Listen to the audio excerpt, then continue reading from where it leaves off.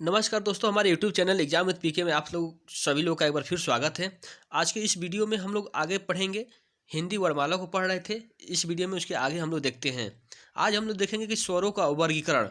इसमें दिया है कि जो स्वरों का वर्गीकरण होता है वो कितने प्रकार के होते हैं और कौन कौन से किस वर्गीकरण में क्या क्या वर्ड आते हैं। तो चलिए हम लोग देखते हैं। पहला दिया हुआ है कि मूल स्वर, हर्ष स्वर या लघु स्वर। तो मूल स्वर कौन कौन होते हैं, चलिए हम लोग देखते हैं। तो मूल स्वर या हर्ष स्वर और लघु स्वर कौन कौन होते हैं। तो अ, ई, उ और री को हम लोग बोलते हैं मूल स्वर, हर्ष स्वर या लघु स्वर बोलते हैं। नेक्स्ट कह रहा है कि आ, ई, उ, ए, ऐ, ओ, औ को हम लोग दीर्घ स्वर बोलते हैं। क्या बोलते हैं? दीर्घ स्वर बोलते हैं, जो पिछले हम लोग वीडियो में देख भी चुके हैं। अब इसी में से आ, ई और उ, इसको हम लोग बोलते हैं सजाती स्वर बोलते हैं। क्या बोलते हैं? सजाती स्वर बोलते हैं या दीर्घ संधि स्वर बोलते हैं। आ, ई, उ को सजातीय या दीर्घ स्वर संधि बोलते हैं, जबकि ए, ऐ, ओ, औ को हम लोग संयुक्त स्वर या विजातीय स्वर बोलते हैं। ए, ऐ, ओ, औ को संयुक्त स्वर या विजातीय स्वर बोलते हैं। आप लोगों को हम पहले ही बता चुके हैं कि जो स्वरों की संख्या होती है कितनी होती है? 11 होती है। आप देख रहे हैं कि यहाँ से 4 स्वर हैं और यहाँ से 7 है, दोनों मिलकर कितने हो गए? 11 हो गए। और इन्हीं 7 में से इन तीनों को, आ, ई, उ को हम लोग बोलते हैं सजातीय स्वर, और ए, ऐ, ओ, औ को हम लोग क्या बोलते हैं? विजातीय स्वर बोलते हैं या संयुक्त स्वर बोलते हैं। ए, ऐ, ओ, औ को विजातीय स्वर या संयुक्त स्वर बोलते हैं। नेक्स्ट है कि संयुक्त स्वर का निर्माण कैसे होता है। संयुक्त स्वरों का निर्माण कैसे होता है? तो आप लोग देख रहे हैं कि जो ए का निर्माण होता है वो होता है अ और छोटी ई मिल करके ए होता है। अ और ई मिल करके ए होता है। इन दोनों के संयुक्त से क्या बनता है? ए बनता है। अ और ए मिलकर के ऐ बनता है। अ प्लस ए से ऐ बनता है। अ और ए के संयुक्त से ऐ बनता है। नेक्स्ट है अ और उ से ओ बनता है। अ और ओ से क्या बनता है? औ बनता है। अ और अ प्लस ओ मिलकर के औ बनता है। यानी कि दो स्वरों के मेल से क्या बन रहा है? संयुक्त स्वर बन रहे हैं। दो स्वरों के मेल से संयुक्त स्वर बनते हैं। अ और ई मिलकर के ए, अ और ई मिलकर के ए, अ प्लस ए मिलकर के आए, अ प्लस उ मिलकर के ओ, अ प्लस ओ मिलकर के औ बना रहे हैं। इन्हीं को हम लोग बोलते हैं संयुक्त स्वर बोलते हैं। और संयुक्त स्वर दो स्वरों के मेल से बना होता है। तो संयुक्त स्वर कितने हैं? 4 हैं। ए, ऐ, ओ, औ। इनको हम लोग बोलते हैं संयुक्त स्वर। बहुत ही महत्वपूर्ण है, एग्जाम में इसको पूछता रहता है। नेक्स्ट है स्वरों का उच्चारण स्थान। जो स्वर हैं इनका उच्चारण स्थान कहाँ से होता है, इसको हम लोग पता करेंगे। एग्जाम में ये भी बहुत महत्वपूर्ण पूछता है। चलिए देखते हैं हम लोग। पहला है कंठ स्वर। कंठ स्वर कौन कौन है? अ और आ को हम लोग बोलते हैं कंठ स्वर। ये कंठ से बोले जाते हैं। अ और आ किसे बोले जाते हैं? कंठ से बोले जाते हैं, इसीलिए इसको हम लोग बोलते हैं कंठ स्वर बोलते हैं। नेक्स्ट है तालव्य स्वर। कौन कौन है? ताल उसे जो बोले जाते हैं उसको हम लोग तालव्य स्वर बोलते हैं। छोटी ई और बड़ी ई और ई, इसको हम लोग बोलते हैं तालव्य स्वर बोलते हैं। नेक्स्ट है ओष्ठ स्वर। कौन कौन है? तो ओष्ठ स्वर बोले जाते हैं। ओष्ठ स्वर कौन कौन है? तो उ और ऊ को हम लोग ओष्ठ स्वर बोलते हैं। नेक्स्ट देखिए मूर्धन्य स्वर कौन कौन है? मूर्धा से जो बोले जाते हैं, मूर्धा मूर्धा से जो बोले जाते हैं वो कौन कौन है? तो मूर्धन्य स्वर री को बोला जाता है। री को क्या हम लोग बोलते हैं? मूर्धन्य स्वर बोलते हैं। जबकि कंठ और तालु अर्थात कंठ तालव्य वाले स्वर जो होते हैं वो ए और आई होते हैं। और कंठ ओष्ठ जो स्वर हैं ओ और औ को कंठ ओष्ठ स्वर बोलते हैं। तो इसको हम लोग देख लेते हैं एक बार फिर से। कंठ स्वर जो होता है अ और आ को बोलते हैं। तालव्य स्वर ई और बड़ी ई को बोलते हैं। ओष्ठ स्वर छोटा ऊ और बड़ा ऊ को ओष्ठ से बोला जाता है। और मूर्धन्य जो होता है री होता है। जबकि कंठ तालव्य स्वर कौन है? ए और ऐ को कंठ तालव्य बोला जाता है। और कंठ और ओष्ठ स्वर को बोलते हैं ओ और औ को कंठ कंठ ओष्ठ बोलते हैं ओ और औ को। नेक्स्ट देखिए जीभ के आधार पर स्वरों का उच्चारण, यानी बोलते समय जीभ का किस तरह का प्रभाव पड़ता है। जीभ के आधार पर स्वरों का उच्चारण स्थान क्या होता है, इसको हम लोग बोलते हैं कि जीभ के किस भाग पर किस स्वर का उच्चारण करने पर प्रभाव पड़ता है। तो हम लोग देख रहे हैं कि अग्र स्वर, जीभ के अग्र स्वर से किस प्रभावित होने वाला स्वर कौन कौन है? तो अग्र स्वर से बोले जाते हैं ई, बड़ी ई, ए और ऐ। ये चारों किसी कैसा स्वर है? अग्र स्वर है। जीभ के आधार पर अगर देखा जाए स्वरों का उच्चारण स्थान तो अग्र स्वर से बोले जाते हैं कौन कौन? ई, बड़ी ई, ए और ऐ। इनको हम लोग बोलते हैं अग्र स्वर बोलते हैं। मध्य स्वर कौन होता है? मध्य स्वर अ को बोला जाता है, बहुत ही महत्वपूर्ण है, इसको बहुत बार पूछा गया है। अग्र मध्य स्वर किसको बोला जाता है? मध्य स्वर बोला जाता है, मध्य स्वर बोला जाता है अ को। किसको बोला जाता है? मध्य स्वर अ को बोला जाता है। इसको आप लोग नोट कर लीजिए कि मध्य स्वर बोला जाता है अ को बोला जाता है, क्योंकि जीभ के मध्य भाग पर इसका प्रभाव पड़ता है। नेक्स्ट है पश्च स्वर को किसको कहते हैं? पश्च स्वर कौन होता है? तो पश्च स्वर में की अगर बात किया जाएगा तो आ, उ, बड़ा उ, ओ और औ को हम लोग पश्च स्वर बोलते हैं। आ, छोटा उ, बड़ा उ, ओ और औ को पश्च स्वर बोला जाता है। नेक्स्ट है देखिए, अब हम लोग देखेंगे व्यंजन। व्यंजन किसे कहते हैं? तो पिछले वीडियो में हम व्यंजन के बारे में बता चुके हैं, लेकिन एक बार फिर देखिए आप लोग, पुनः एक बार देखिए व्यंजन किसको कहा जाता है। तो जो वर्ण स्वर की सहायता से बोले जाते हैं उसे व्यंजन कहते हैं। जो वर्ण स्वर की सहायता से बोले जाते हैं उसे व्यंजन कहते हैं। जैसे पिछले वीडियो में हम बताए थे, जैसे क है तो क में व्यंजन कैसे है, स्वर कैसे है, तो हम लोग क्या कर दिए, क वर्ण हो गया अब प्लस अ इसमें व्यंजन जुड़ा हुआ है, तो ये दोनों मिल करके क्या बनेंगे, क बनेंगे, जिसको हम लोग व्यंजन बोलेंगे, क्योंकि इसमें ऑलरेडी जब अ आएगा तब ये पूरी तरह से क्या होगा, क होगा। तो इसी को हम लोग क्या बोलते हैं, व्यंजन बोलते हैं, क्योंकि प्रत्येक व्यंजन में स्वर जुड़ा रहता है। ये 6 प्रकार के होते हैं। व्यंजन कितने प्रकार के होते हैं? 6 प्रकार के होते हैं। पहला जो है स्पर्शी या स्पर्श व्यंजन। स्पर्शी या स्पर्श व्यंजन क्या होता है? क से लेकर के म तक के जितने अक्षर हैं, क से लेकर के म तक के जितने अक्षर हैं, 25 अक्षर होते हैं, उसी को हम लोग बोलते हैं स्पर्शी व्यंजन। क से म तक के जो अक्षरों को आप देखेंगे तो उसी को हम लोग क्या बोलते हैं, स्पर्शी व्यंजन बोलते हैं। और इनकी संख्या कितनी है? 25 है। अगला है उत्क्षिप्त या द्विगुण व्यंजन। क्या है? उत्क्षिप्त या द्विगुण व्यंजन। तो उत्क्षिप्त या द्विगुण व्यंजन किसको कहते हैं? र और ढ को नीचे बिंदु लगा रहेगा, इसी को हम लोग उत्क्षिप्त या द्विगुण व्यंजन कहते हैं। इनकी संख्या कितनी है? 2 है। तीसरा है अनुनासिक या नासिक व्यंजन। अनुनासिक या नासिक व्यंजन, इसमें कौन आता है? जो सभी अक्षरों के जो पंचमा अक्षर आता है, पंचमा अक्षर जो आता है उसी को हम लोग बोलते हैं अनुनासिक या नासिक व्यंजन। जैसे अंग हो गया, इया हो गया, ड हो गया, न हो गया, म हो गया, इसी को हम लोग बोलते हैं अनुनासिक या नासिक व्यंजन। प्रत्येक वर्ग का 5वां वर्ण होता है। अनुनासिक क्या होता है? प्रत्येक वर्ग का 5वां वर्ण को हम लोग बोलते हैं अनुनासिक या नासिक व्यंजन बोलते हैं। इनकी संख्या कितनी है? तो इनकी संख्या 5 है। नेक्स्ट क्या है? नेक्स्ट है अंतस्थ व्यंजन। अंतःस्थ व्यंजन। अंतस्थ व्यंजन कौन कौन होते हैं? य, र, ल, व को अंतस्थ व्यंजन बोला जाता है।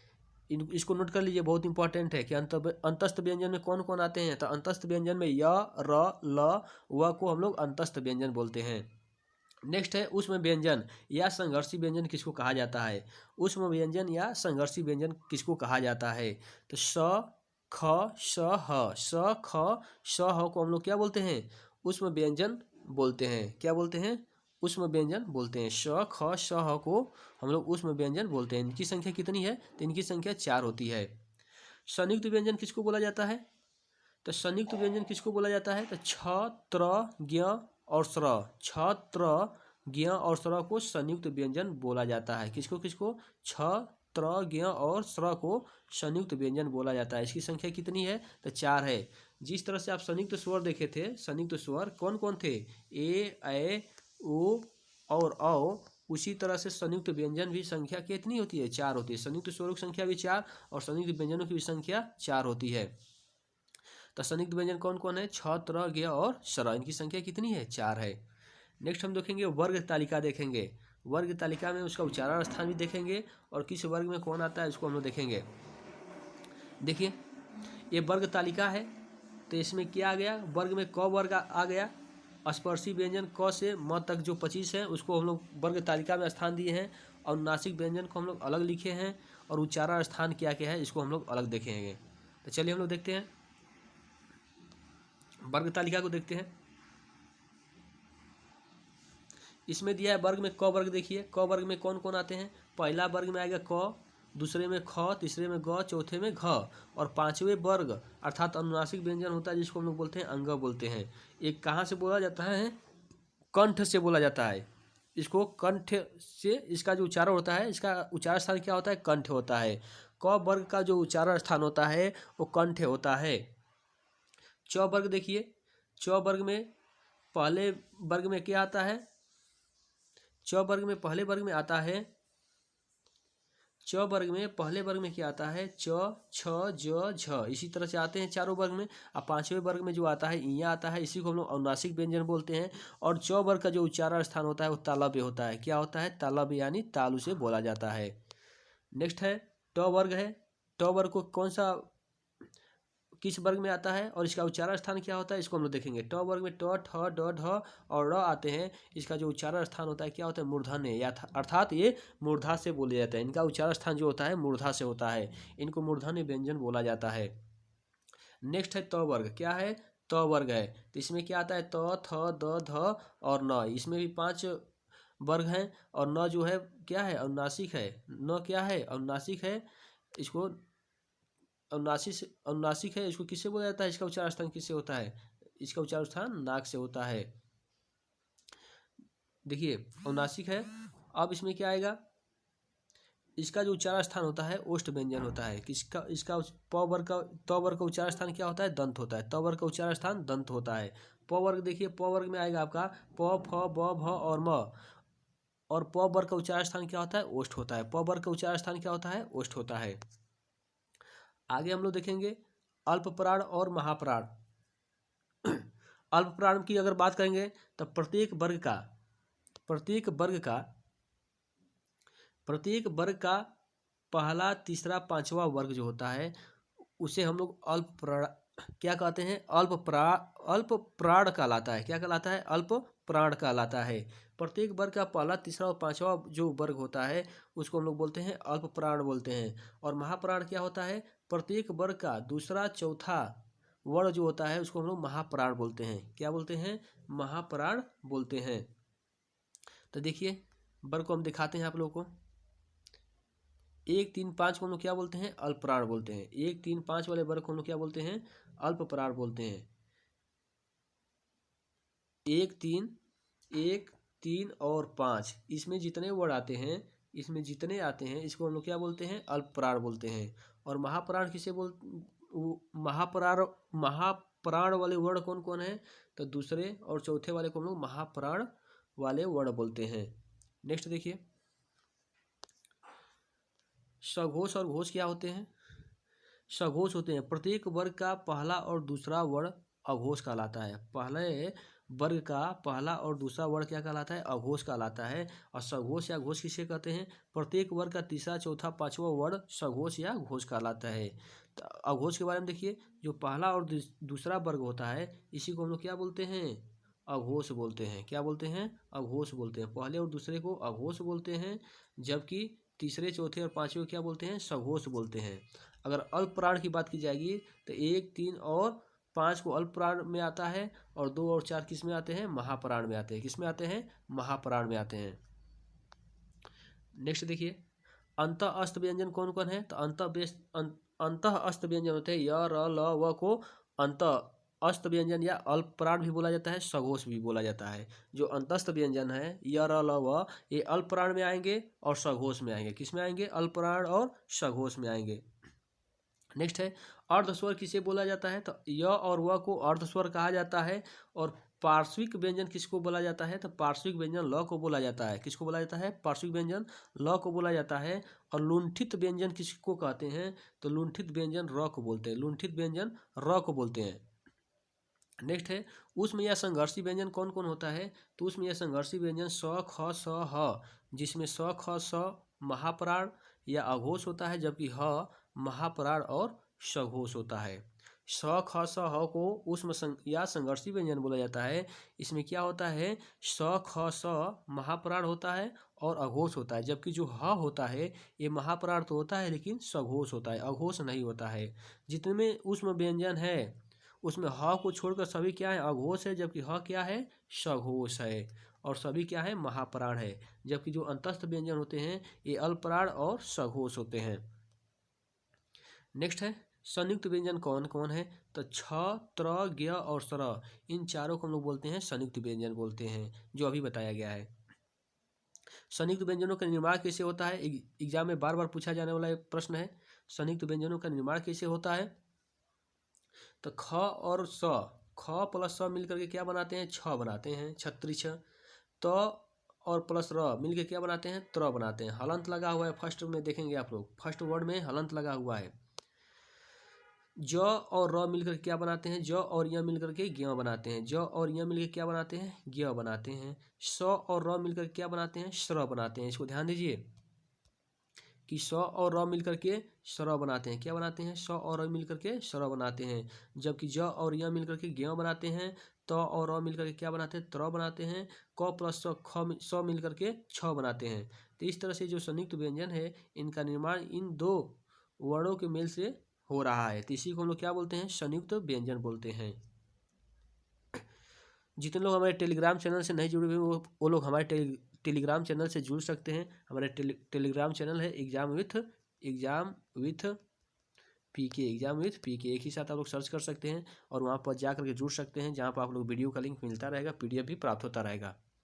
चलिए हम लोग आगे देखते हैं। वर्णमाला को पूरी एक नज़र में हम लोग देख लेंगे। वर्णमाला को एक नज़र में देख लेंगे, जो इसके फैक्ट है उसको देख लेंगे, जो बार बार एग्जाम में पूछे जाते हैं। तो देखिए वर्णमाला एक नज़र में, स्वरों की संख्या कितनी है, तो स्वरों की संख्या टोटल 11 है।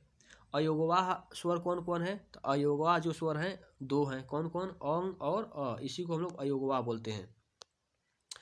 कुल स्वरों की संख्या अगर बात की जाएगी तो कुल स्वरों की संख्या 13 हो जाएगी। 11 ये और 2 ये दोनों मिलाकर कितने हो जाएंगे, 13 हो जाएंगे। स्पर्शी व्यंजनों की संख्या कितनी है, 25 है। कहाँ से कहाँ तक, क से लेकर के म तक इनकी संख्या कितनी है, 25 है।